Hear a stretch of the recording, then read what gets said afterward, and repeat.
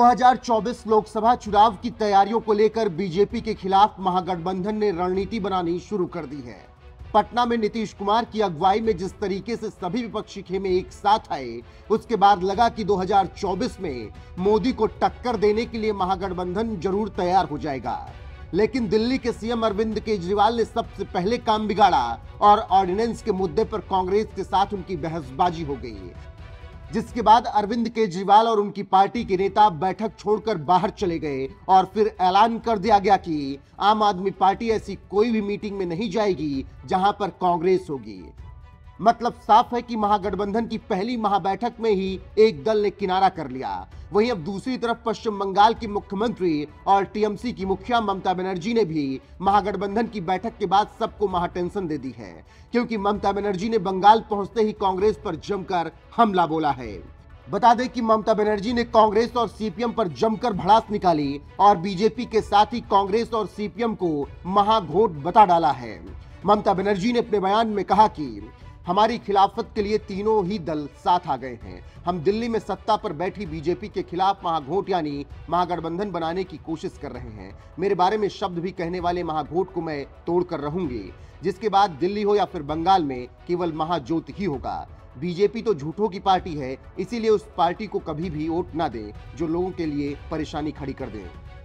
मतलब जो ममता बनर्जी 23 जून को पटना में महागठबंधन की बैठक में जाकर बीजेपी के खिलाफ माहौल बनाकर सीपीएम और कांग्रेस के साथ आने को तैयार थी, वहीं ममता बनर्जी अब कांग्रेस और सीपीएम पर तंज कस रही हैं। इससे अंदाजा लगाया जा सकता है कि महागठबंधन में अभी से ही बड़ी टेंशन है और खुद में ही सहमति नहीं बन पा रही है। ऐसे में एआईएमआईएम चीफ असदुद्दीन ओवैसी का वो बयान भी सच साबित होता दिख रहा है, जिसमें उन्होंने पटना में हुई बैठक पर तंज कसते हुए महागठबंधन पर ही सवाल उठा दिए थे। आप अगर ये एजेंडा आपका है कि हम सिर्फ मोदी को हराएंगे या बीजेपी को हराएंगे, तो फिर आपका एजेंडा क्या है बताइए। चलिए, कांग्रेस पार्टी ने तो यूएपीए का जब अमेंडमेंट अमित शाह लाए थे 2019 में, उन्हें सपोर्ट किया उसको। और जो अंग्रेजी में कहते हैं ना कि these political leaders have arrogated themselves this right to who to call secular and who to call communal. आपका ट्रैक रिकॉर्ड क्या है? एनसीपी में अजीत पवार और देवेंद्र फडणवीस सुबह सुबह मुख्यमंत्री और डिप्टी सीएम बन गए। क्या आपका क्या है उसमें बताइए। कौन सा एजेंडा है आपका? क्या करेंगे आप बताइए। बहरहाल देखना होगा कि महागठबंधन इस तकरार के बीच कितना कामयाब हो पाता है और 2024 में बीजेपी के सामने किस रणनीति से उतरता है। अभी तो ऐसा लग रहा है कि खुद में ही कलह बनी हुई है और रोज कुछ ना कुछ बवाल हो रहा है। फिलहाल सुनिए महागठबंधन की महाबैठक होने के बाद प्रेस कॉन्फ्रेंस में क्या कुछ कहा गया था। स्वागत है, आप बड़ी संख्या में यहाँ पर मौजूद हैं। सब पत्रकार बंधुओं का स्वागत है। और आप जानते हैं आज कई पार्टियों की मीटिंग हुई और सब लोगों ने काफ़ी देर तक अपनी बात इन्होंने रखी और अनेक पार्टियां थी। जैसे आप समझ लीजिए कि यहाँ पर तो मौजूद ही हैं माननीय राहुल गांधी जी भी और मल्लिकार्जुन खड़गे जी भी, और इनके अलावे और लोग भी आए थे। और फिर जो यहाँ पर सुश्री ममता बनर्जी जी यहाँ पर मौजूद ही हैं, ये रही। शरद पवार जी यहाँ पर मौजूद हैं, ये भी। और मीटिंग में अरविंद केजरीवाल भी रहे, सब लोग मीटिंग में रहे और उनके साथ आए हुए थे भगवंत मान पंजाब के मुख्यमंत्री, वो सब भी रहे। और फिर वो श्रीमती महबूबा मुफ्ती जी जो जम्मू कश्मीर की मुख्यमंत्री रही हैं, वो भी रहीं। और श्री उमर अब्दुल्ला जम्मू कश्मीर के और पूर्व मुख्यमंत्री रहे हैं, वो भी रहे। और फिर उद्धव जी ठाकरे माननीय पूर्व मुख्यमंत्री महाराष्ट्र, वो मौजूद रहे।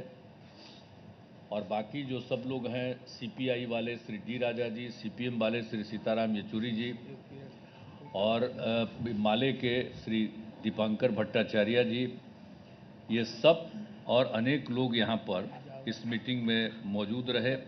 और इसके अलावे हेमंत सोरेन जी जो झारखंड के मुख्यमंत्री, और तमिलनाडु के मुख्यमंत्री एम के स्टालिन जी, और डीएमके के और भी उनके साथ आए थे, डी आर बालू जी और ये अखिलेश यादव पूर्व मुख्यमंत्री यहाँ मौजूद ही हैं उत्तर प्रदेश के, और इसके अलावे अन्य लोग सब मौजूद रहे यहाँ, उनके साथ और लोग भी आए हुए थे। और हम लोग तो दो यहाँ के तो थे ही, और हाँ अन्य सीपीएम सीपीआई माले सब लोग का तो नाम बता ही दिए हैं। ये सब लोग रहे और सब अनेक पार्टियों के लोग रहे, सब लोगों की बात आई और काफ़ी अच्छी मुलाकात हुई है और एक साथ चलने की सहमति हुई है। और उसके बाद अगली मीटिंग कुछ ही दिनों के बाद सब पार्टियों की एक और की जाएगी, ताकि उसमें आगे का जो कुछ भी होता है, जो एक साथ तो चुनाव लड़ने के बारे में आज एक सहमति हो ही गई है और सब तरह का सहमति हुआ है, लेकिन एक मीटिंग इसके बाद होगी और वो यही करेंगे, मल्लिकार्जुन खड़गे जी करेंगे। उसके बारे में इन्होंने बता दिया है डेट और वो बताएंगे। अभी हम लोगों ने ही कहा कि जल्दी करना है, तो ये लोग अगले महीने जल्दी से जल्दी करेंगे, एक मीटिंग हो जाएगा। तो वो तो एकदम समझिए कि वो अंतिम रूप ले लेगा, कौन कहाँ लड़ेंगे क्या है सब चीज़ के बारे में सब हो जाएगा। तो सहमति थी, ये हो गया है और बहुत अच्छे ढंग से, और सब लोगों ने माना है कि हम लोग मिल करके चलेंगे और देश के हित में है। अभी जो भी शासन में है वो देश के हित में काम नहीं कर रहे और सारे इतिहास को बदल रहे हैं, आज़ादी की लड़ाई को भी भुलवा देंगे।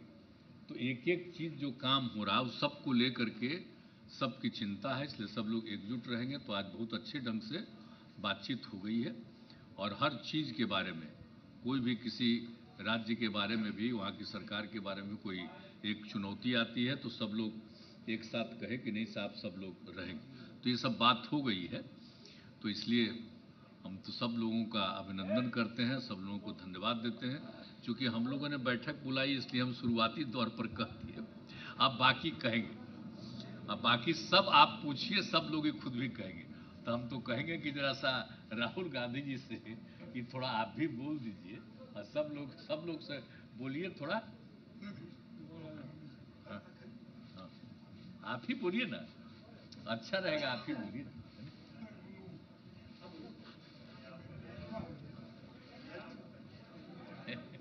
अच्छा ठीक है।